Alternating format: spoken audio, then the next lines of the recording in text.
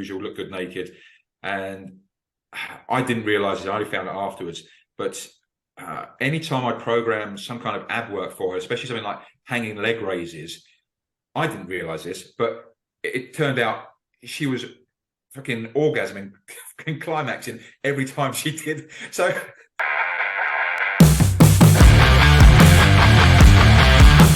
what up, folks? Welcome to the STS podcast Table Talk. Lil, David, thank you so much for joining in. Excited to be here. What's up, man? We established this is our first little three-way. It's quite exciting. This is a true Rainbow Nation right here. Yeah. Like David said yesterday, the first three-way that no one knew they wanted to hear about. Exactly. And by the end of this, let's see whether they want any more.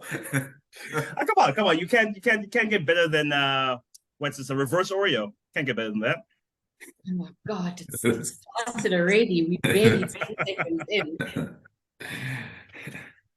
So I wanted to ask both of you a question, because I know you guys have been friends for like dog's years now, but like how did the two of you meet actually? David, do you remember this?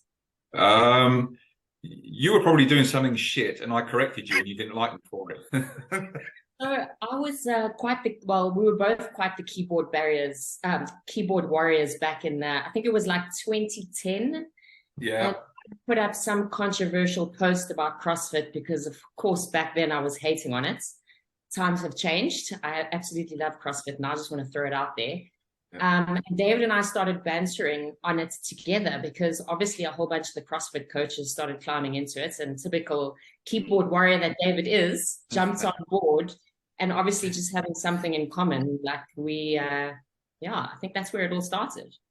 Yeah, that sounds like me, but I am old, so my memory's slightly gone back then. But yeah, that's pretty much how it went. I mean, funnily enough, it was the two of us up against Andy Craig. Oh, yes. And I mean, we all ended up becoming really good friends. Yeah, no, that's it. Andy's now here in the UK as well. He is. Yeah, no, that's it. Yeah, and then shortly after that, because you were doing the CrossFit kettlebells, weren't you? Yes. The competition style, and then I came up to do a 3 or 4 day workshop with you and Sean Temple when he ran Flux, which, do you know what, it came up on my memories in Facebook the other day. I think it was 2011, around then. Yeah. I've unfortunately known David now for 12 years. A fuck long time. It is. And we're still talking. I know. Can you believe it? I'm feeling young as fuck right now, because like 2010 I was still in high school. Yeah, it was literally like, how old were you? 17? 17, yeah, literally. Yes. Yeah, so it's been a long time. We've had a lot of good memories. I've had a few quiet memories as well, where Lil's not spoken to me for a period because she's not liked something I've said to her. You know that we actually screenshots any compliments that we send to each other. If they ever come through, we actually save them for because it's like it can be rebuttal for a later stage because they're so rare. Yeah, no, it is. I've got a few somewhere stored. The really precious ones. Now I feel special because David compliments me all the time, so it must be a you thing. Yeah. I think it's more that you've got more of a fragile ego than me, so I need to.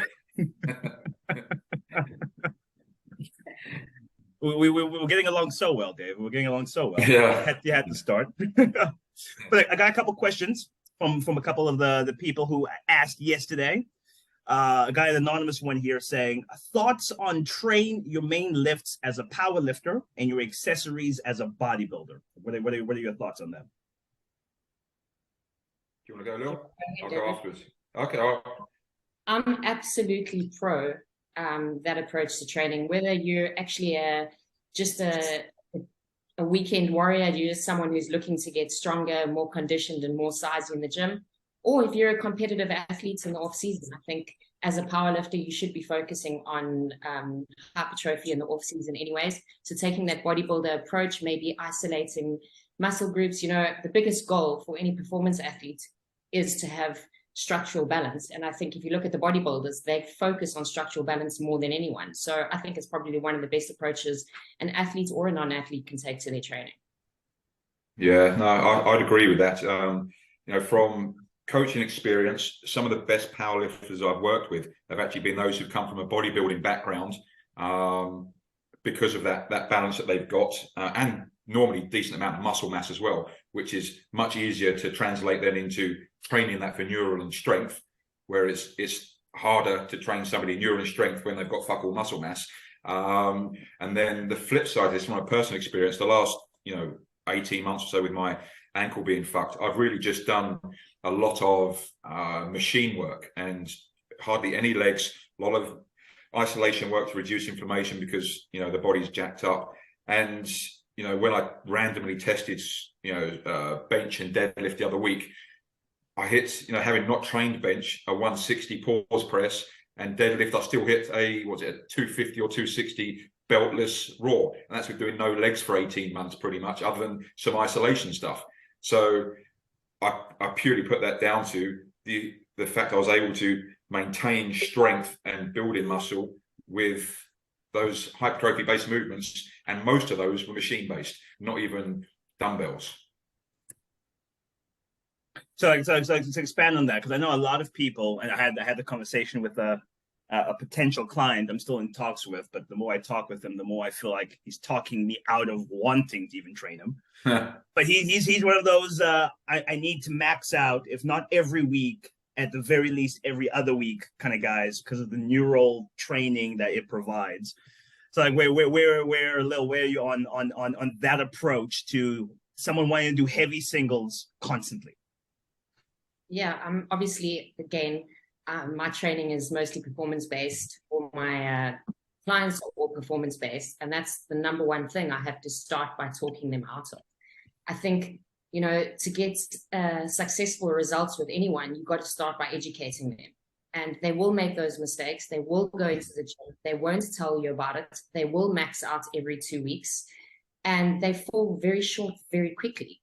It starts to affect their training. It takes a male 21 days to recover from a max effort attempt. It takes a woman 14 days. So it actually interrupts their training and their ability to get strong and get better for the next 21 days. And they feel it because the following week comes and they can't hit whatever they were supposed to do in training. 85% of their max for 2-3 reps, and they're unable to get it off the floor. They're unable to squat it. And then they're sitting asking questions as to why. So you kind of have to teach them, explain it to them, know that they're not going to take your advice, let them try, let them fail, and let them come back. And, once they've had that experience, you see they only need to make that mistake once. I mean, if you look at, you guys are both elite athletes yourself. How many times a year do you actually go over 90%? How many times a year? That's literally what I was trying to tell him. I was telling him the last time I did a max effort deadlift was literally at Nationals last year. And the next time I plan on doing one, David knows a little bit more than me, but probably the next time we're going to attempt one will be at Nationals this year. It's like, there's no point to going all out. My whole philosophy has always been, you're either testing strength or you're building it. You're very rarely doing both at the same time. Heavy singles don't make you strong. They make you conditioned to the load, but it's not going to make you stronger. No, if I look back to when I was prepping for Nationals and Worlds in 2019, Broderick, for regionals, let me just say regional, Western Province qualifier, in training, Broderick didn't have me squatting above 230 in training, and I hit 280 on the platform. And then for Nationals, he didn't have me squatting above 260, and I hit 300 on the platform. And it was all about building that strength in that 3 to 5 rep range, knowing that when it comes to it, when you're recovered and on the day with adrenaline and everything else, the strength is there, and you just got to nail it. Speaking about your platform success, Dave, I have someone asking a question here. Who's stronger, David or the Don? Well, I don't know if you want us to answer that. I don't know. Let's take absolute strength aside, like who do you think between the two of you is the more relatively stronger athlete? Oh, Lil. Or at least in their prime. You're a little old and broken now, Dave. Yeah, the pound for pound, Lil's stronger. I mean, fuck, what was it 185 at 52 body weight on your deadlift? Yeah. Yeah, yeah. Yeah. So, I mean, it depends. Are we looking at totals? Are we looking at our bench press? Because, you know. yeah, your bench press is pretty shit. I mean, mine's pretty gay, but yours is worse. Yeah, I think there's a good balance there between the two of us. Yeah, I mean, my squat was always stronger than your side of things, but then if you look at ratio, I was also a lot heavier, so my actual it's hard to work out. I mean, I squatted what 300 at 125. I'm not good with maths now. What was your squat, Lil? 150 at 51. There we go. So that's three to one or there. So definitely Yeah. stronger So pound per pound. that's 3 times to 2.4 times of yours, Dave. Yeah. Sorry, David. Go back to the kitchen. Make your Nutella bread. Do what you're good at. But I always maintained it was about looking pretty doing it, and I fucking nailed that every time. My technique was so fucking sublime every time.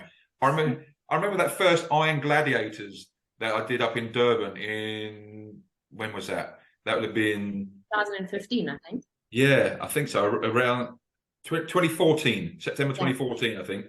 And my technique was so beautiful, and everyone was like, "What the fuck are you doing? Why are you squatting so low? Fucking teabagging the floor." And yeah, I got lost in translation. I didn't realize it was about lifting the most weight. But you know, from a coach point of view, I would rather an athlete have that problem than the opposite of it looks like dog shit, it moved like dog shit. Yes, it was technically heavy, but like, I'd rather have someone like have really good form and we teach you not to squat as low than your issue is you keep bombing out in depth. Yeah, the potential to get stronger is in the favor of the person who's moving really well. Yeah. I mean, Lil always used to fucking message me like, "Why the fuck are you squatting so low? You know how many kilos you're giving away." 50 kilos on that bar. Fuck, get your ass off the floor. But that's always the funny thing that, you know, when we go to nationals, and, you know, at one point I thought it was just because it was South Africa and the lack of exposure to strength sports. But, you know, when you go to worlds, it's still just as rife there. The amount of people who have got such fucking horrible technique, and if they actually improve their efficiency of movement, they could be so much stronger.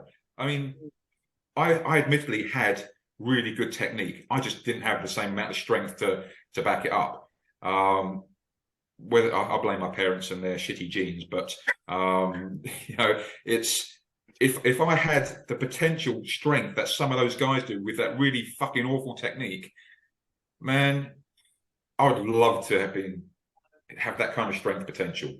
That's those guys who are, you know, those exceptions to the rule where we've got some of the strongest people in the world who don't really move that well, who could move better, move more. The young people are looking at them and trying to follow their techniques, going, but, you know, Maddox lifts his head off the bench when he benches, but he knows how he moves. He knows his leverages. He knows his abilities. It doesn't mean by you doing it, what we're trying to teach is wrong. You know, I hate that about social media, as much as I love the fact that it's a huge reason why our sport has grown the way it has, but it also disrupts the learning process for so many people because they're just following these successful lifters and trying to lift like them, but they will never lift like them. Yeah, no, that's it. I mean, you'll always have people, I mean, always, who was it, KK? Because he would always round with that, he would always deadlift with his rounded upper back. And that would be people's excuse for them deadlifting. Now, I don't mind, you know, slight round, but you've got to remember he was also, what, 150, 160 kilos with, you know, so much mass on there. I bet if you actually stripped away his upper back mass and see what his spine was really like, it wouldn't actually be that rounded. It would, and when you're 70 kilos soaking wet and saying, well, KK did it, but you're not fucking KK, or you're not whoever it is, you know, It's yeah. My whole thing about that is like it's also like you're seeing a KK or Ed Cohn or these high level athletes 6, 7, 10, 20 years into their career lifting a certain way. That isn't necessarily how they got to that point. Like there's certain basic things that you've skipped to the end of their chapter. You haven't actually read the entire book on how to do it. Yeah. By Yeah, it's the same as bodybuilding, isn't it? They put, Bumstead or, Ronnie Coleman's training workout for arms in there or something like this. And people, again, this is when they're at their pinnacle and they're on, genetic elite, all the drugs, and some muppet in the gym decides that's going to be his arm workout. I'm like, dude, fuck, really? Especially as now with the whole there's a large debate in bodybuilding with the guys who are high volume versus the guy who are low volume.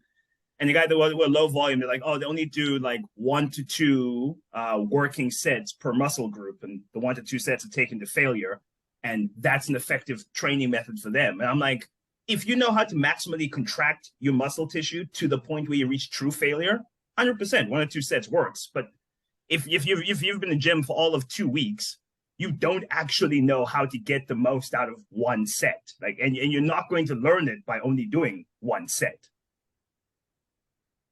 Was it a coach sent me a video yesterday of one of his bodybuilder athletes and asked, I think he was supposed to be going 1 rep to failure. And he said, how many reps do you reckon he's got left in the tank? And I said, probably 6, but maybe even 8. And this is also the difference. It's people just don't push the intensity enough on those kind of things when they need to. So they're not getting this stimulus. They're not getting the hypertrophy that has been programmed. It's and that's, unfortunately, unless you're there with somebody in person. I mean, Lil will know as well from when you have the gym and you're there with somebody right next to them, you can, you get that extra rep, the extra 2 reps, extra 3 reps out of them. But if you weren't there, 100% they'd stop probably 5 reps prior.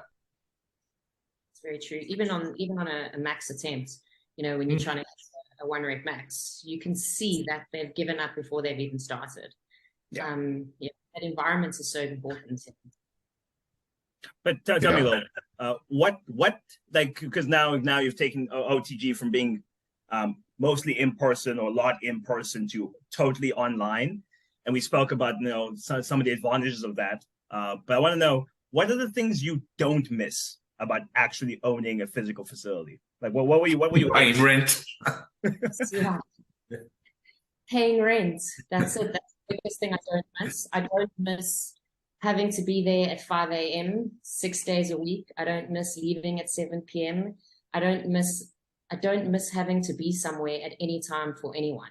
Like, I think those are the biggest things, It's not about the clients at all. It's not the work. I absolutely love the work, but it's the responsibility of having to be somewhere. Having this freedom of time and location now is the best trade I could have ever made.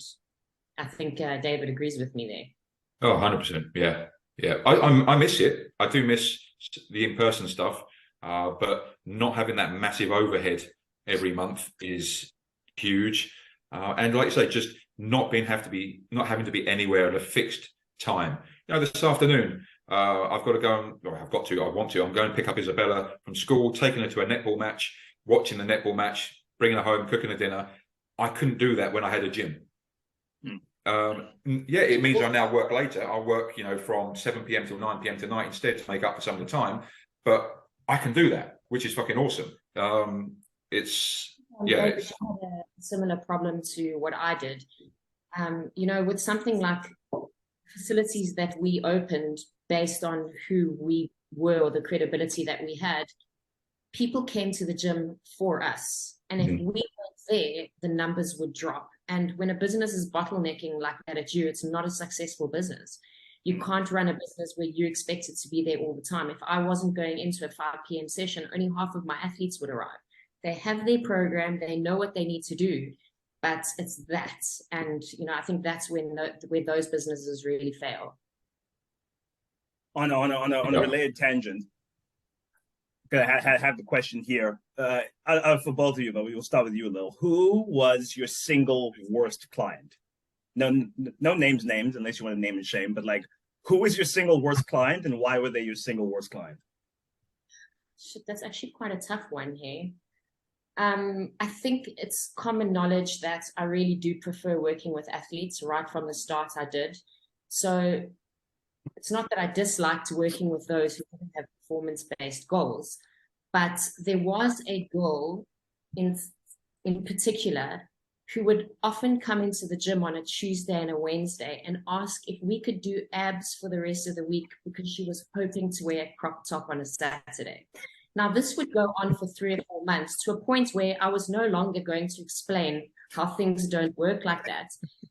And yeah, that's definitely one I will never forget. It's those sort of frustrations because you put so much into. I get excited if people ask me a question because it's never a dumb question. It's an opportunity for me to educate and explain. 3 weeks later, the same woman is coming in and asking me the same question about her fucking abs. I got to that point where like, I can't do this anymore. Like, take me away from this person. I will throw them out my gym. That wasn't Joe, was it? Joe? Chick. Can't remember her surname. No. No. It was a corporate client. Oh, okay. No. Yeah. So that definitely is one I don't forget. I'll never forget for being one of my worst clients. What about you, David? I don't know. I mean, I've definitely had some shit clients over the years, but none that I've like really hated. I guess. To be fair, I've probably had more painful clients since I've gone completely online than I did in the gym. At least in the gym, when they turn up, I can, control somewhat of what's going on. But I think some people, when they hire a coach, they expect it to, especially online, to miraculously fall into place. Like, I'm now going to turn up with them at gym. I'm going to be in their home cooking their meals for them. And when that doesn't happen, we're like, well, what's a coach do? Well, he guides you, he or she advises you, but you actually have to do this shit. And I think there's a lot of people who just don't get that. To be fair, actually, there was one guy in the gym. It didn't hate him. He was actually a good friend in the end, but irritating. I trained him for 5 years, and every single session he would come in and ask, what do we do for a warm-up? And every single time it would be the same fucking warm-up. He just had like, and even if I'd write it on the board, he'd read it and go, what's this one? I'm like, fuck me. We've been doing this for years now. It's like he just comes in, switches off autopilot. And I'm like, oh man. Yeah. He was a nice guy, but it's just like, fuck dude, really? Come on. I had one client who confessed it right off the bat. Like, listen, the only reason I pay you is so I don't have to use my brain when I come in here. Like, you tell me everything in excruciating detail, and I'll do it. Which I was fine with, because like something like that, at least it's like, okay, cool. I have to explain everything over to you again, but they're gonna do the work. The clients that really ticked me off, especially when I was in person, were the ones who like walk in. And you can tell they would literally rather be anywhere else than here right now. And I'm like, because I'm not a very like, I'm an introvert. So I'm like, I'm not the rah, keep going, you can do this every 5 minutes kind of coach. I'm like, listen, do this, get it done, and we can both go home. Like, I don't want to have to motivate you every single session. Like, it's not me. It's not me. Yeah. One of the funniest clients I had, well, actually, no, funny is the wrong word. She told me afterwards. Now, typical, wanting to be a bit stronger, in shape, lean, the usual, look good naked. And I didn't realize it. I only found it afterwards.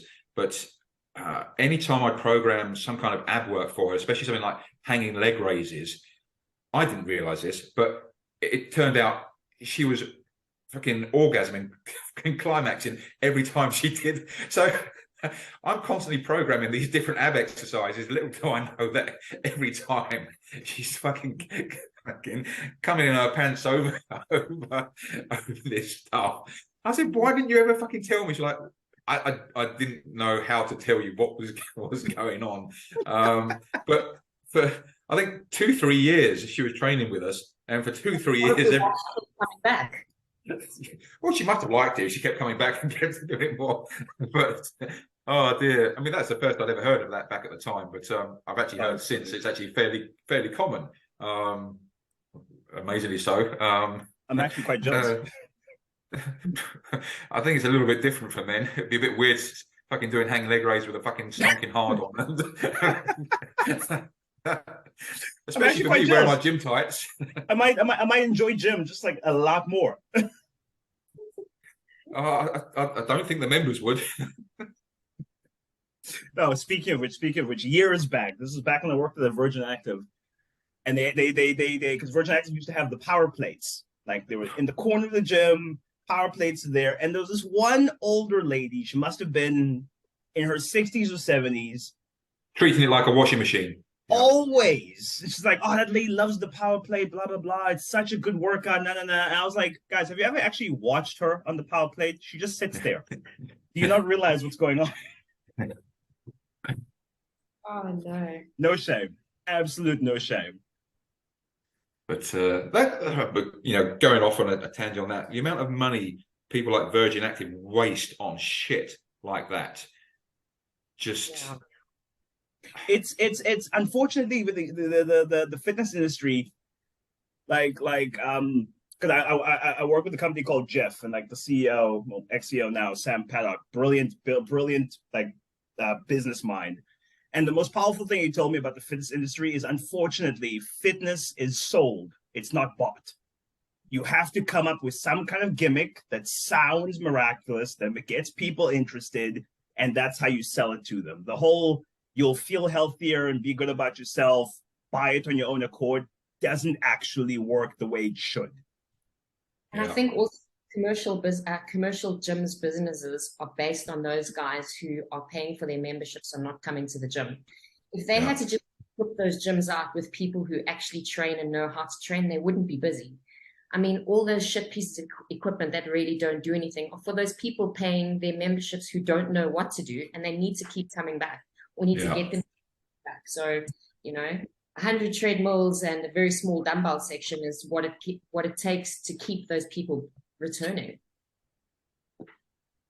It's actually crazy when you think about, like, I've always been in awe at how getting fit, losing fat, and all that isn't necessarily a complicated process. It's a difficult one, but the actual methodology used for the vast majority of lifestyle people is actually a simple process. If you exercise decently hard, consistently 3 to 5 times a week for the next 52 weeks, you're going to make massive amounts of progress. No, you won't necessarily become a high-level athlete, because the devil's in the details with that, but you'll look good naked, most likely. You'll feel good in your body. You'll be healthy. So I've always like that dichotomy of how simple the process can be and how few people want to accept how simple it is and just do the work. Like that paradox is always like mind-boggling me.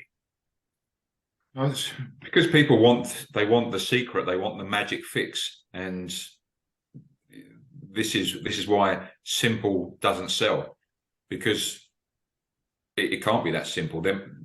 Because when it is that simple, it fundamentally exposes the person for why they haven't got the results, and that result is them, which is why they're constantly looking for the next fix. Because God forbid that it justifies why they're overweight, because they're not doing that thing. That's it. Whatever the case is, it's because they don't. Oh, that's why. I've had a few conversations recently where it's come up a lot over the years, where people have been intimidated by me, which is really fucking strange, because I don't see that in myself, and they've not reached out to me for coaching for 1 or 2 years before they finally kind of reached out to me. And I was thinking about it the other day because it came up again, and it's not me they're intimidated by. It's my honesty and the accountability that I'll hold them to. Because again, a lot of coaches will blow smoke up their clients' asses and say, "Oh, it's all right, it's right, it's fine, don't worry about it." And that's not what coaching is. So it's a fact that, with people like me, with people like Lil, and I presume you like yourself, Ed, as well, you're not going to bullshit people. People are intimidated by the accountability that they've got nowhere to hide, that they actually can't have any excuses other than that, yes, life might throw a curveball, but there's ways to manage those curveballs. And it's, in actual fact, down to them. They are, again, the sole reason why they haven't achieved their things. And that is intimidating when working with coaches like us, because we won't hold back from telling someone, no, you're not doing the work. And that becomes a very unsafe place for people to be, because they don't want that accountability leveled on them. They'd rather hide away in their denial, delusion at the mythical reasons why they've not achieved their goals. Story. To sort of switch lanes for a second. I was having a debate with a newbie powerlifter, because I'm organizing a qualifier for nationals of WPC here in about a month's time now.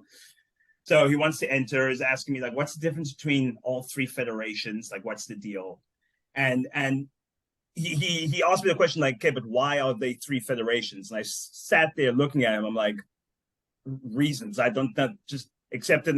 That's the level playing field we're in now. So I'm like, how do you guys feel about the fact that there's so many federations in the country? Well, also globally. I think globally there are like 9 major federations, unless I've missed my mark. So like, how do you guys feel about the politics that arise as a result of that fact? The politics, or how do we feel about the fact that there are different federations? Let's start with the latter. How do you feel about the different feds? I think that it compromises the sport. It jeopardizes the sport itself. You know, it's sort of thinning out the competition. So it's actually affecting the athletes negatively by having, different federations. But there is also a pro to it, and that's the availability of platforms to compete on. So I think that is awesome, because there are more federations, so there are more competitions. But I think overall, I don't think it's good for the sport.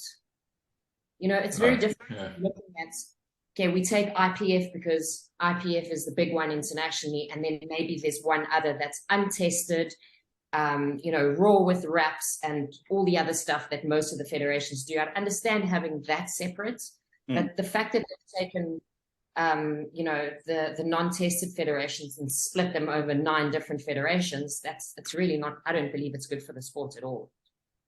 And that's exactly why we know who the fastest men and women on the planet are, because they all compete against each other in the same, and the same with football. Is essentially all governed under FIFA, because you then get the best against the best. The result of having different federations is because of the politics. If there was no politics, there wouldn't be different federations. In my opinion, they're not like, it's not like the federations have completely separate rules. It's not like we've got, in this country, GPC and WPC, pretty much the same. I think one of the main differences is there's no start command on the bench press. Yeah. That's really what separates the two. But other than that, it's thinning out the competition. I think that athletes should be deciding on federations not based on, who they're friends with in a federation, but where the competition is. If you're a competitive athlete, you want to go to the biggest nationals. You want to go where the records are set the highest, where the judging is fair, where, you know what I mean? It shouldn't really be about the politics when making a decision between federations. It's who's attracting the most lifters and who's going to be most. At the end of the day, for majority of lifters, especially here locally, they are. Hold on. My dog. They just want to get up there and get onto their platform and be better than they were last time. They're not thinking about the competition. There's those 10 female and 10 males in this country who are against each other. But for everyone else, even though they're competing against themselves, it's the pressure of competition. I've been to international competitions as a 52 kg athlete, coming from South Africa, of being the only one in the class, to going to an international platform and now going up against 8 other women. Like, you need to have experience under pressure. So it really is jeopardizing the athletes, in my opinion. It's not, I'm not anti any of the federations in this country. I just think that's, because it's not South Africa, that's across the world. Yeah. There's just too much in it.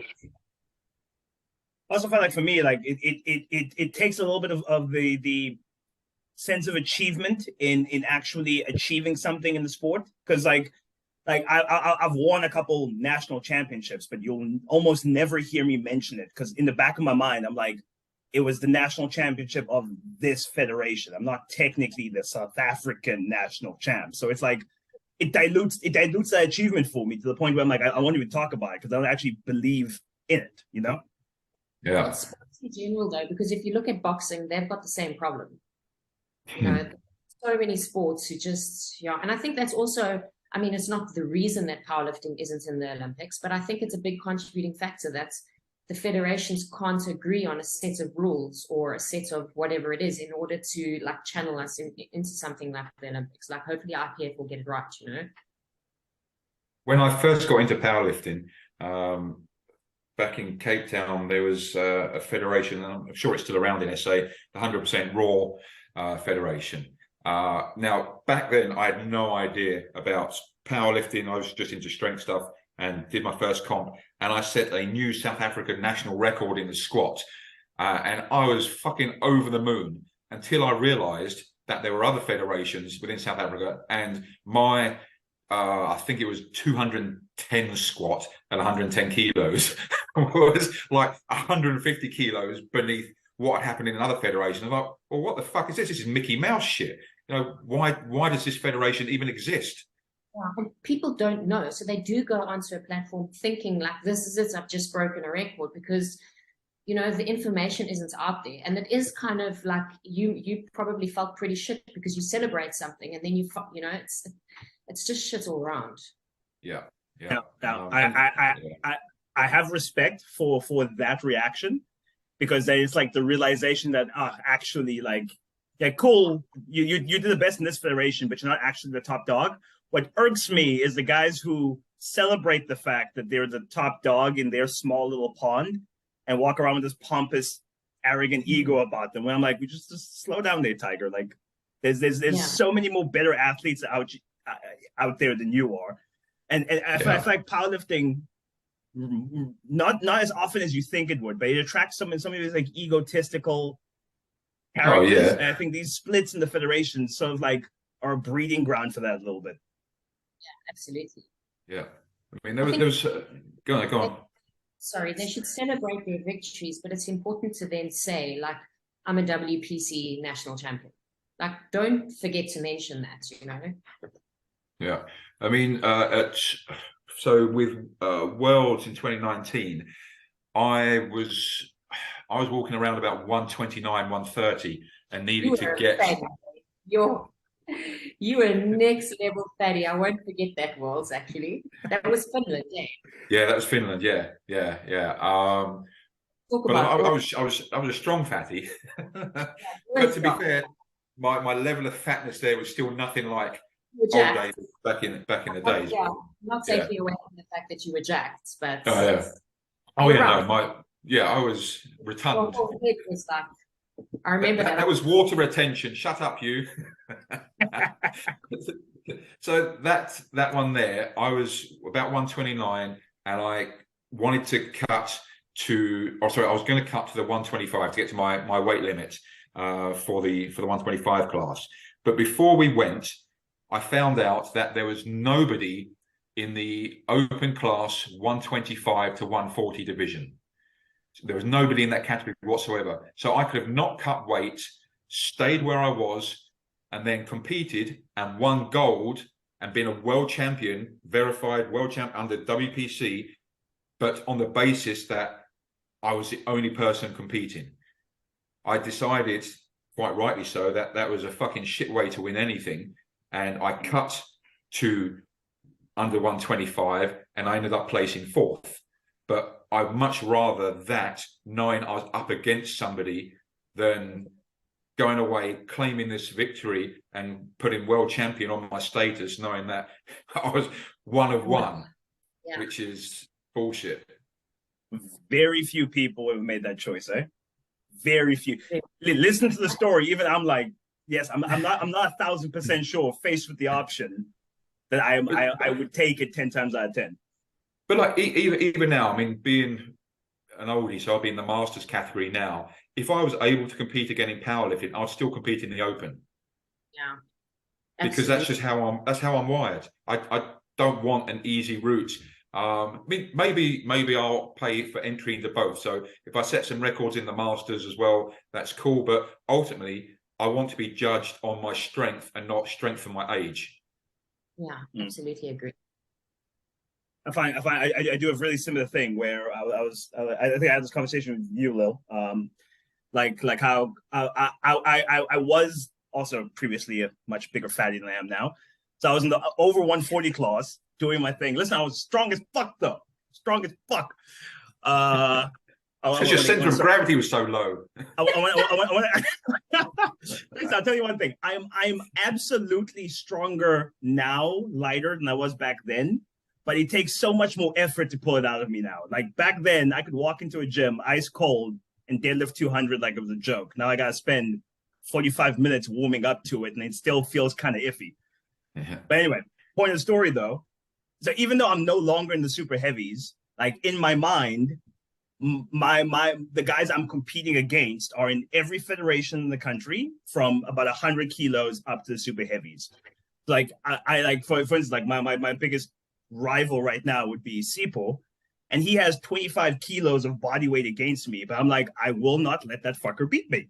He probably will, but not without me trying to kill myself trying. And I'm like, I'm never going to use the excuse that I'm lighter to justify losing to him. Because I'm like, it's because otherwise I don't have enough competition actually at just where I'm at. So I'm like, fuck it, I'll compete against everybody then. It's only going to make me better. That's the good thing surrounding dots, because you can literally compete against everyone. Yeah. So if you're not in your own weight class, at least you can still chase a ranking. On that though, when did dots become a thing? I feel like I blinked and it was suddenly here. Like, did I miss a memo? 3 years. 2-3 years ago. Yeah. I'm still in the Wilkes mindset. I can't quite shake the Wilkes mindset. I'm still there. But yeah, it's been about 2-3 years. Who decided on dots? Any of it because I'm not strong enough. I don't know. I've never. Probably coming from a super heavyweight background, I've never cared about relative strength. I was like, "What was your total? How heavy was it?" Ha, mine's bigger. Like I've never actually cared. For some of us who are unfortunately small, we could never chase that kind of total, you know. But I keep telling you to bulk. Yeah, but even if I did bulk, what am I going to bulk? 75 kilos. Let's do it. Kilos or 75. Oh my goodness.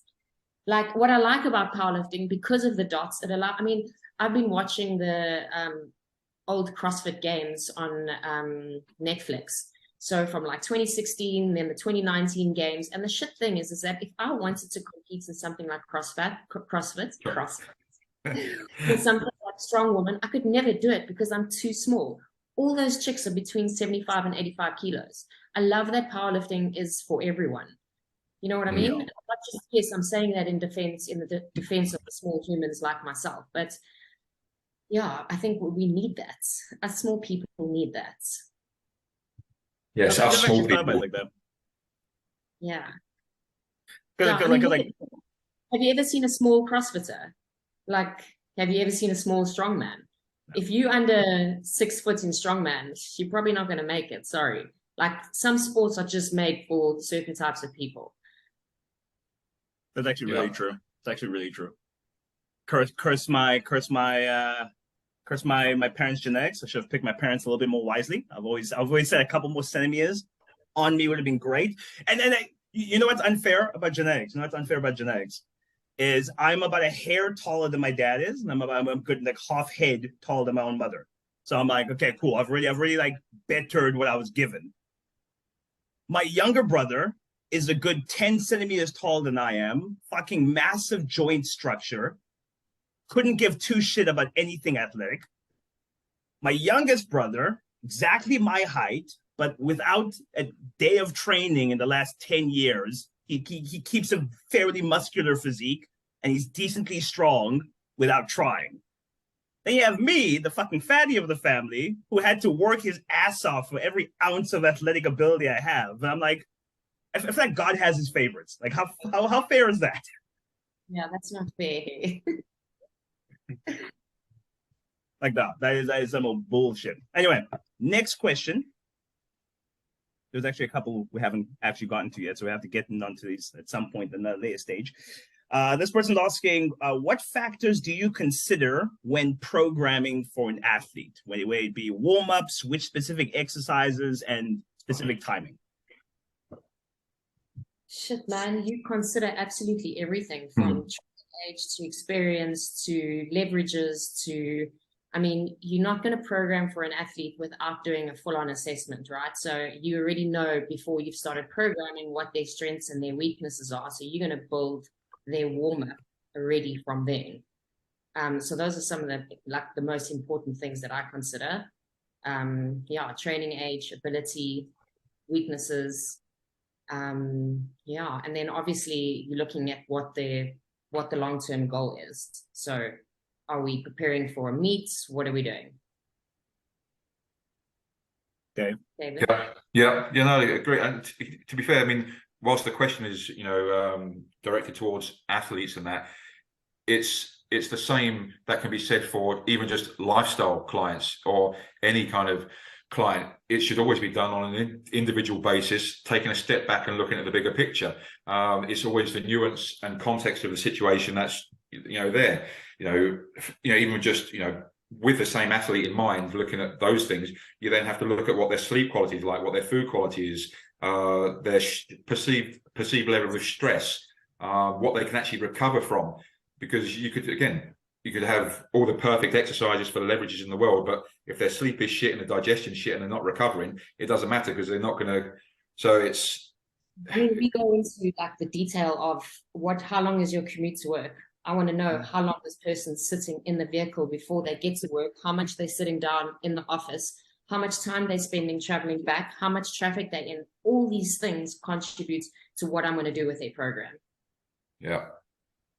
And that's what people don't realize, as this is always the disconnect. People see coaching and these apps that are around. I know Lil's got an app which is apps which people can just sign up for at a low cost to entry. That's cool. Many people will get results with that, and they do. But if you want something that's 100% specific to you and your lifestyle, your needs, then you've got to be prepared to pay for that, because that shit takes time to put together and skills and expertise to understand the 360-degree view of what is going on. And again, people say, well, how can you charge that much? Well, at the moment, you're really shit. You've been getting nowhere for 5 years. So maybe you should actually invest a bit more in this so you can have somebody properly work something out for you. Yeah, the devil really is in those details. It's really easy to just put a squat program together for someone, but how effective is it going to be? It's choose exercises that's going to challenge, the biggest planes of the squat. That's really a very insignificant thing to look at. I mean, you can literally go onto ChatGPT now and just say, write me a X powerlifting program for 6 weeks with a peaking block at the end and go, or write me a meal plan with this many calories, this many macros. I don't like dairy. And it will spit it out for you and do it. But so, as I've always said, all of this is available for free. People don't even have to pay for us. It's all available for free online. But if you actually want specifics for yourself, then there is so much that goes into it. Plans are ever the same. No. Yeah.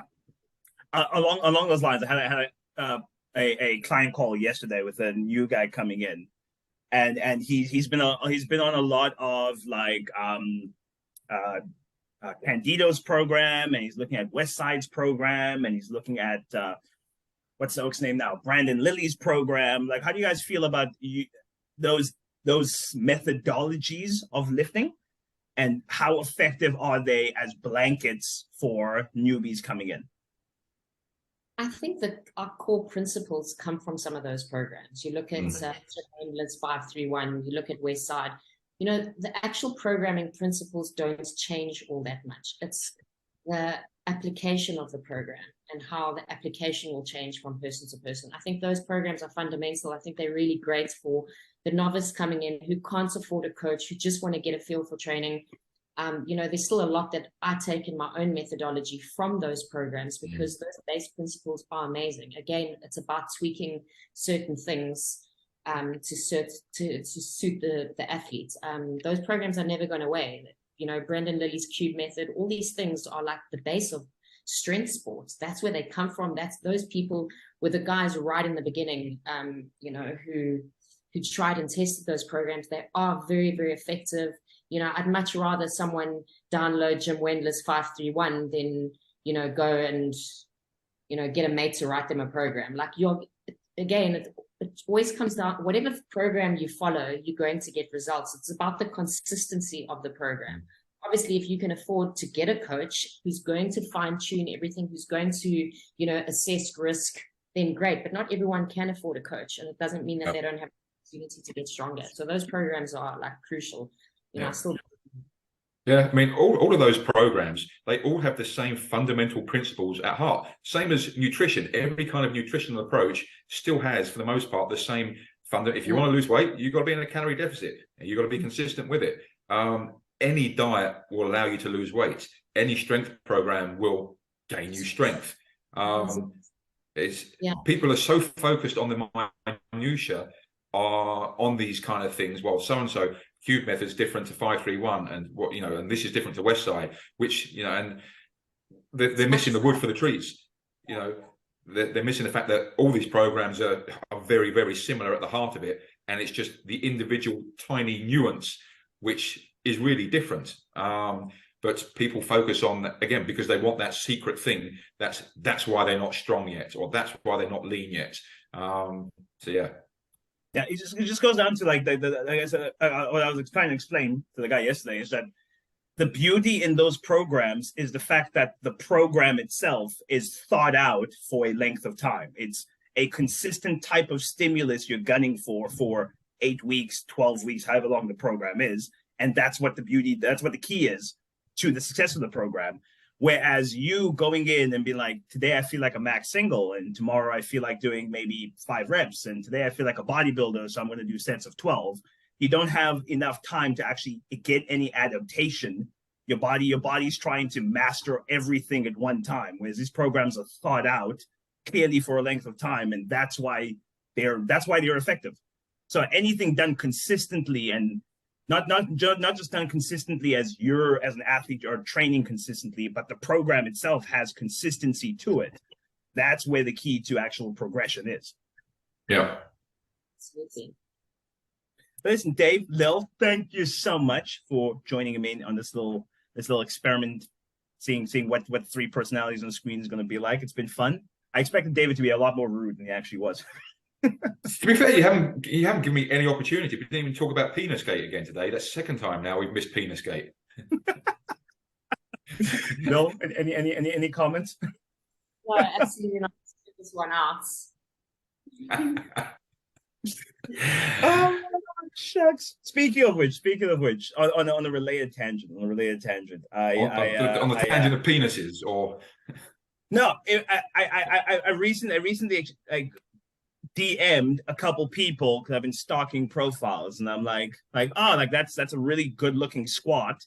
Like, let me just message this person and see, what their experience is. And I had that slight hesitation as a male trying to message a female on Instagram, where I'm like, what is the most politically correct way to phrase my sentence so it doesn't come across as like I'm a bit of a creep? Yeah, that's a tough one. I think 10 years ago, people wouldn't take offense, but people are snowflakes nowadays. Yeah. They're snowflakes, so they take offense by absolutely everything. Everyone's a stalker. Everyone out there is trying to do wrong. I think people are just too sensitive. 10 years ago, you could say that, and they would probably take the constructive criticism. Nowadays, it's difficult. I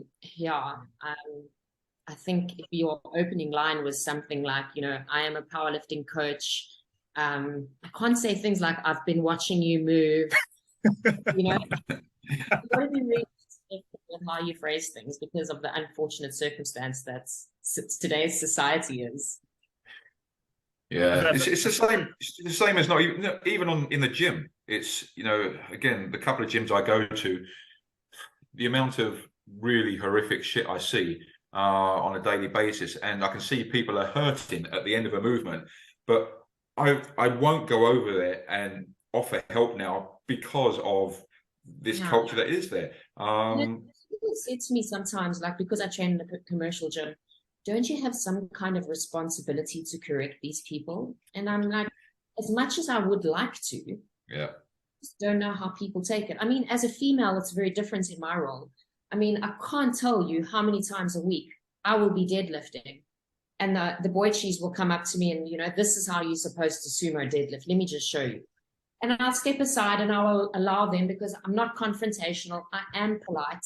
I'll let them teach me. I'll say thank you. Well, when I say that, I'll watch them and take their cues, and I'll say thank you very much. And I'll go back to what I was doing without taking any tips, because I think that dynamic in gyms is what it is. Guys are going to approach girls. Girls don't know what they're doing in the gym. And then, yeah, you just have to be careful with how you communicate. I mean, no, I know that if there is a 6'5" guy in the gym who's 125 kilos, and I go up to him and correct his bicep curls, he's not going to take my advice. So why waste my time? It's actually sad that that's the reality. There've been a couple of times, like, I'll be training with Nicole and I'll be like, listen, just don't you want to go help that girl? Like her squats are hurting me. Just you go approach her, because it'll be a little bit more. You guys are pretty good with that, aren't you? I mean, I know that we girls are. If someone does come up to me and give me a tip, or vice versa, we're quite open to chatting about it. But what do you guys? I suppose there's a lot of ego with you guys. So to be fair, I mean, at the gyms I go to, I have a lot of people coming up to me and asking me, which is actually quite nice. And I'm always happy to help out. Like I say, I very rarely offer unless I'm asked these days. I mean, going back, I mean, sort of like I'm not sure if you've seen the video going around. There's the girl pinned at the bottom of a squat recently. She was asking for help around her, but nobody's coming over to help because everyone's so worried about what's on video these days. But occasionally, you're sitting at the dinner table, and you know you've got a scratch on your arm, and there's a doctor at the dinner table. It's not his responsibility to say, "Hey, that looks a bit dodgy. You need to have that seen to." You know what I mean? It's the same kind of like situation. Yeah. I mean, even last weekend, in fact, it's not on technique basis, but again, because you're in the gym, you're looking around, you see stuff. It doesn't mean you're staring or you're looking. And there's a girl, she was squatting, and her pants had obviously worn through, so you could see her ass. But I cannot, as a guy, go up to her and say, because that's going back. So I then have to go up to one of the female members of staff and say, that girl over there, she might not know, she might know, she might be comfortable with it. I don't know, but yeah, but you know, I definitely couldn't do that. Whereas again, 10 years ago, I actually probably could do. I could probably step aside and say, don't mean to interrupt you, but I don't know whether you know, but you've got a hole the size of a Dartford tunnel in the back of your pants, and and you know, you're mooning everybody every time you squat. But it's difficult these days. Yeah, it's a tough one. Really is. Yeah, as well. Like you're not really judging anyone in the gym. You're not criticizing anyone in the gym. A lot of people are there. They don't know any better. They're trying. So you don't go and say anything. The people I am judging in the gym, and I judged in the gym daily, are the personal trainers working with their clients and not helping them move better. Yeah. You can see 100 things going wrong, and they don't even try to fix the issue. Those people that I'm judging. No. Who I really judge are the personal trainers who don't know any better themselves. Like those are the ones I'm like they'll be working with a client. I'm like, how is that acceptable to you? Like they're right in front of you. You're not correcting it. You're letting it go. Like, how is that level of movement acceptable to you? Those are the ones I absolutely judge. Yeah, you got those ones, and you got the ones who they speak a lot of bullshit to try and sound clever when they've got no fucking idea whatsoever. I remember being at Virgin Active Claremont in Cape Town, and a guy, a PT, was working with his client. She was doing squats, and he kept shouting, glute med, glute med, glute med. He said, "Oh, I can see your glute med wasn't working." I'm like, what the fuck are you on about? Wait, I have an absolute winner for you, and I have Marco Torino who can vouch for this for me. Yeah. You know those high boxes, the old school ones from like the MMA gyms with the steel frames? Yeah. The highest one you get is about just over a meter, I think, like 1.2 or something. I overheard a coach telling the client that once they had landed on top of the box, they weren't to jump directly off the box again, as they needed a moment to acclimatize. Well, they altitude. How can acclimatize? Yes. I could not believe what I was hearing. Marco was on the floor. He was finished. Okay? It is amazing. Do you sound intelligent saying something like that? And the client, the poor girl standing on the box for her extra. Oh. That's a good one. Oh, that's brilliant. I mean, Amita's quite the distance to travel, man. The air's thin up there. There is some funny shit you see in a gym, though. There really is. Some painful stuff as well. But you know, going back to what Lil was saying about, you know, she doesn't judge, you know, the people doing their stuff, you know, the PTs. I'm going to be different here and controversial because that's me, but I do judge people in the gym. Not your average. It's normally the guys when they're deadlifting or squatting in a group of 3 or 4, and they're doing squats to a quarter depth, and then racking up the weight with the pussy pad on there as well, and then they hit their PB with a quarter squat, and then they're high-fiving each other afterwards and chest pumping. I'm like, what the fuck? And it happens regularly at one of the gyms I go to. And not only, see, with something like that, I'm judging them because, look, everyone starts somewhere, although I always squatted arse to grass, so I didn't squat that badly. But with social media these days, in that group of circle, at least one of them must have seen what a squat looks like. And looking at them doing that, and each one of them squatted to a quarter depth, you must look at that and say, actually, dude, you know, you could have gone a little bit lower, or, you know, when you're deadlifting, try not to look like a dog shitting, or, you know, something like this. Because social media is everywhere. You see good technique in the all across the reels and that. So when they are training, I don't understand what goes in their head, because they must know that what he's just done doesn't look like what he's just done. I'm telling you now, the never underestimate the level of ignorance in some of the things that go on here. Like, if you don't want to know, you're not going to know. It looks exactly the same in your mind. It does, but there's one kid. I swear he probably weighed 60 kilos, soaking wet. Walks up. He's one of those, like, you notice he was wearing quite a bright outfit. So, like, as I'm warming up, I noticed him walk up the stairs. So he just got there. So I'm like, okay, cool, mind my business. It wasn't me, was it? No. In my little Bianchi tights. No. You're about 150 kilos soaking wet, maybe a little fatty. This guy was small.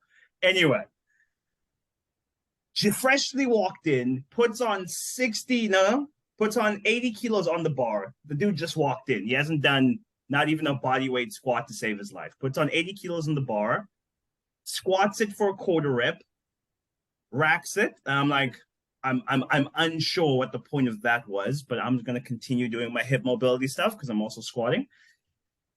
Puts on 100 quarter squat, puts on 140 quarter squat, puts on 180. I swear on my life, the dude's knees looked like they were about to fucking shatter under the weight of this thing. Just the walkout looked unsafe. I'm like, I'm waiting for a scream and a crash. Like, he's about to commit suicide right in front of me. I kid you not, what I would describe as a knee extension, like a knee bend to a knee extension, racked it, fucking celebrated, took off half the plates on the bar, walked out. You see, I'm that person in the gym who goes and celebrates with them. High five. That was today, I think, the most ridiculous display of ego I've ever seen in my life. But what's scary is there's lots of that on a daily basis at the gyms. I mean, that's just one instance you've caught. There's so much of that. I don't know. I think maybe the three of us are just built a bit differently mentally than many other people out there with regards to this stuff. I mean, me, Lil, and yourself, because I make you, but we film our stuff all the time. I would be mortified. I mean, I've never failed a squat in my life. I'd be mortified if I didn't hit depth in a squat, let alone did a 3 centimeter fucking movement. I don't know. This is what I miss about. This is what I miss about personal training. I wish, in some respects, I was still back in a gym doing this stuff in these gyms, so people would actually then see what it's supposed to look like and what intensity is supposed to be like. Fair enough. Talking of intensity, do you guys follow Broderick Chavez, Evil Genius? He, in terms of intensity in training, I've never seen anybody as intense with their training as him. There's a video of him training with what's his name, Juji Mufu, the bodybuilding gym. That's the one. Yeah. Watch him training Juji at Juji's gym. Now, Juji's already a maniac with what he does. He was fucking broken to shreds by Broderick, and Broderick was still going. And Broderick's like 55, something like this. The intensity is absolutely insane, off the charts. I've never been close to that level of intensity. I don't know if I could even get there, but to watch something like that in terms of intensity, and then see how other people train, and just realize how much people are selling themselves short, even just to a modicum of intensity. You don't push hard enough in the gym, that's for sure. Look, if you're not peeing on the platform, you're not going heavy enough, in my opinion. I have never pushed hard a day in my life. You can put more weights on the bar. When there's pee coming out of you multiple times, you've kind of hit your limits. I'm pretty sure I've touched cloth, but I've never peed. Touched cloth? Is that a British thing? What does that mean? That means turtle poking his head, having a bit of a shit. Okay. That thing, it's always come out dry and clean, but there've been a few moments where I'm like, had I taken any second longer at the bottom of that squat, I would have shat myself. There've been a few moments like that. I've had someone shit in my gym. Who was that? I don't want to say their name. Oh, okay. The intensity it was on points. Like, that was the hardest lift I'd ever seen anyone perform, and I loved the fact that it didn't stop them from pulling. Like, that's what I know it's expensive, but I can respect that. It's like, fuck, that was awesome. You know? It wasn't, but it was. I appreciate it. Talking of shits in the gym, it always amused me. We did the Strong Women seminar at Lil's gym, and and it's just started, and one of her little piglets just trotters up to the front in front of everyone and just shits on the floor right in there during the seminar. Basically, just welcomed all the women to the seminar, and Jack walks out to the front of the class and takes a shit. This is what I think. Takes a shit, and then we're having to talk, and then Scott has to come along and clear up the shit. And that was fantastic. Oh, what a start to a seminar! It's funny that it was my male dog as well. It was like he was saying, "Fuck this shit." Yes, yeah. Oh dear. Oh yeah. Speaking of which, are you guys ever doing that again? Because that was pretty cool. Yeah, it was cool. I think with David obviously being out the country now, it makes things a little bit difficult. But I'd always be keen to. Like, our workshops were always good together. Hey, Dave. Yeah, no, they were. Maybe I'll come back for a comeback tour. Come back to it. I mean, if you're on holiday, we may as well like organize. Get paid for it. Yeah, get paid for it. Yeah. Let's see. It's a shame I don't have any, only been here for a couple of years now, and you know how well I make friends, especially on social media. I don't really have the following I did in South Africa, because you're going to come over the worlds, aren't you? Yeah. Yeah, you're coming as well, aren't you, Ed? That's the plan.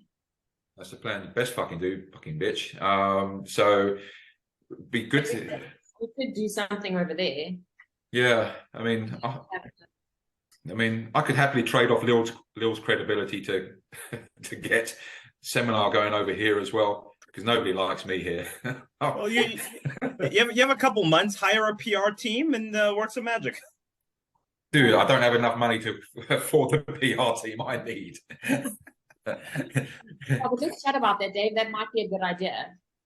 Yeah, we can do that. Can make that work. Like I say, at least cover your holiday over here. I'll take my 5% royalties for coming up with the idea. Thank you. Yeah, no, that's fine. That's fine. No, that'd be a cool idea actually. But yeah, if and when I come back to SA, then definitely do one of those. No, they were always fun. Yeah, they were. There was always donuts and food around as well. Speaking of which, you owe me donuts, bro. You owe me donuts. I don't even have I have the recipes. I don't have. Oh, yes, I do. I'll tell you what, if you come over to Worlds, then there will be donuts. There's videographic evidence of you saying them, holding you to that. That's fine. I didn't say I'll be making them, but there will be donuts. If there's donuts, it's fine. I'm enough of a fatty for that to distract me. It's cool. Yeah. And you know what I need? So again, with the seminars, every seminar I've done with Lil, I was in a fucking bulking phase. So I've got big old moon face the whole time. There's this fat fuck Dave taking nutrition, yet every picture we've used for the nutrition seminar was me when I was ripped for bodybuilding. And then you arrive. Everyone turns up and there's just this fat guy talking about food at the front. Like, oh, it's fucking brilliant. Guys, I forgot about that. Yeah, I never do. I never do. Yeah. I'm the one who's been consistent in this relationship. 12 years, same fucking weight class, same delivery. I've been in I've been in the up to 100, 110, 125 weight class. Yeah. And I could have stayed in the 125 to 140 weight class as well. That's kind of belong, that's what? You kind of belong in the 125s. Yeah. 110 was the way to, for your height, 110 was just. No, that's it. That's what I was saying to Ed last time when we went to Vegas World in 2015. I was in the 110 class. And yeah, that was 110. And that was stacked with guys who were cutting from 125 down to 110, who were a foot shorter than me. And as I said to Ed, that's when I met Chris Duff in there, and I realized how short but how thick he was. And I was like, fuck, I need to get bigger. And that's another thing with powerlifting. A lot of people make the mistake of not going up a weight class. They could be stronger if they just put on a bit more. The proportion, the ratio increase in their strength would be better if they added a bit more weight to themselves. And that's what I found. Going from 110 to 125, my leverages were so much better. My muscle mass was better. I was way stronger at 125 proportionately than I was at 110. Massively so. That's the issue I'm having with myself right now, because I'm dancing close enough that I could compete at the under 110s, and like for my height and structure, it would probably be a good idea. But having I was freaking 150 kilos at 13, like my body knows how to be big, even if it's fat. It knows how to be big, so I move better when I'm slightly heavier. And as soon as I start to cut weight, even though it's fat mass I'm cutting, I'm keeping most of my musculature. Everything starts to feel foreign as fuck as soon as I'm a little bit lighter. Yeah. At the moment, you're in that no man's land at 115. You almost need to make a call to go up to 120 and add that bit of extra on 120, now, 122. The fatty in me loves the idea. The insecure part of me that's afraid of becoming a fatty again is like, oh, that sounds horrible. How tall are you, Nika? 172, 173. What's that, 5'11"? 5'10". 5'5". Yeah, you must go to the 110s. But food. We'll see. I weighed in at 114. I weighed in 114 yesterday. So, please, sir, can I have some more? Oh, that's fun. We'll see. We'll see. We'll see. Anyway, fair, speaking of food, yeah, go. you could do 115 and an easy cut to 110 and back up to 115 for comp day. Easy. I mean, I did 120 to 110 and back to 120 in 5 days. That sounds horrible. It was fucking disgraceful and disgusting, and I was falling through my own asshole, and I hated every second of it. But I've actually still got pictures of Lil. Some of Lil's sexiest pictures have been when she's cutting weight for what was it? Was it Argentina or Prague? Or Czech Republic? Sorry. No, I think it was Prague you helped me for. I mean, yeah, it was Prague. That was my worst because I was quite heavy then and I had to cut hard. And I think I'd already done my boobs. And I mean, for the woman listening, you need to know that it's 2 kilos of weight, including inflammation and fluid. So if you're thinking about getting a boob job because it's going to help your bench press, because it's going to shorten the range of motion, it's not. Firstly. Secondly, know that it's putting 2 kilos of body weight on you. Yeah. So it makes cutting. I had to cut then. I mean, I normally cut to 52. I then, in my mind, was going, fuck, I'm going to literally cut to 50 kilos to make that 50. That was a hard cut, and you look fucking gaunt. You look like old Coke Lil back then. Yeah, I really did look like that. But that was also one of my best meets ever. I got 27 white lights in that meet. Yeah, not a single red light on an international platform. So it wasn't my biggest total, but it was a fucking successful meet for me. We did a really, really good cut. Yeah. Was it 20 comps now we've done? Something like that? Yeah. I had an incredible experience. Yeah. Yeah, we've done literally 20 comps at 52 kilos together. Yeah. Yeah, some of them harder than others, but I think also like the last 5 or 6, it was just like I just knew what to do and my body had just adapted. Yeah, it was pretty much autopilot. It was actually fairly smooth. But yeah, that Czech Republic one was the hardest one of the lot. I'll try and find the picture, but I won't be able to find it now. It's somewhere. Just about 10 years older as well. 10 years older. Yeah, that was a tough one, that one. But like I say, you fucking smashed it out the park anyway. Yeah, also, I mean, weight cuts don't knock me anymore. You know, I can cut. When I competed in 2019, I cut 4.5 kilos the day before my comp. Yeah. I mean, 4.5 kilos on someone my size is a lot of weight. But like, just so 7-8%, isn't it? It's a lot. Yeah. Here's my thing, though. I don't think I care enough to want to do that. If because I feel like I'm at a point now where and I could be completely wrong, my own biases talking here, but I'm at a point now where I'm like, I don't think my total is high enough in general that it matters if I'm in the under 125 and the under 110. It's like either way, I'm not going to do as well as I want to. Versus, so right now I'm like, I care more what my absolute total is versus if I came second or third, depending on the weight class. I think for me, you know, my coach said to me that I couldn't leave the 52s until I had a 400 total, and I couldn't go to the 56s until I was walking around 60 lean. Yeah. That makes sense, you know. I'm not going to go to the 56s because I picked up 5% body fat. Like I needed to be 12% body fat at 60 kilos to compete at 56. That's where his mindset was. Yeah. Because then I was walking around lean at about 57 and competing at 52. And I needed those totals. For me, it was always about the dots, you know. Mm. Yeah. And that's actually a sizable chunk of lean tissue you've got to add there. Yeah. Yeah, you know, it's a lot of my size. And it's not as if you're not, you're not a newbie to this. So to put on that kind of amount of tissue without any kind of pharmacological help is going to be a lot, which then opens up another whole avenue of, well, do I want to go that route? You know, so again, we know it's far more problematic for women than we do for guys. Yeah. Fun times. Listen, both of you. We could probably go on for another half hour, but I'm hungry.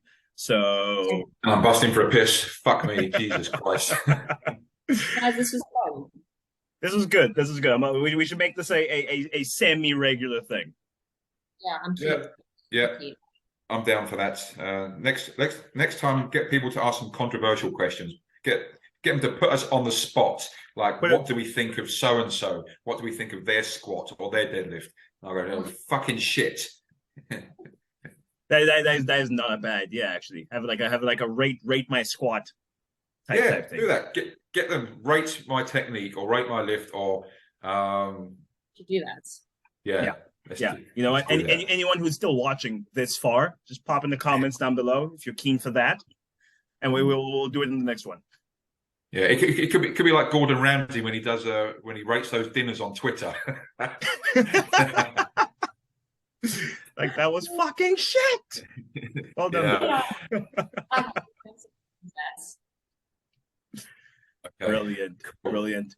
Sean, Dave, Lil, you guys are freaking awesome. Thank you so much. And I'll check you guys in the next one.